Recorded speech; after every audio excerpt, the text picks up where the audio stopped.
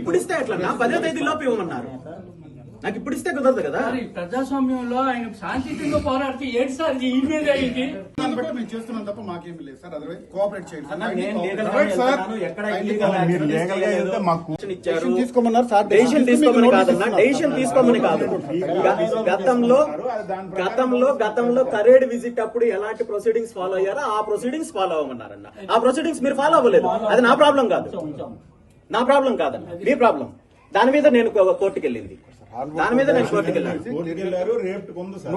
కోర్టుకు వెళ్ళింది కదన్నా. ఇప్పుడు కోర్టు సంబంధం లేదా? అందుకే వేశారు. అది రేపు ఈ రోజు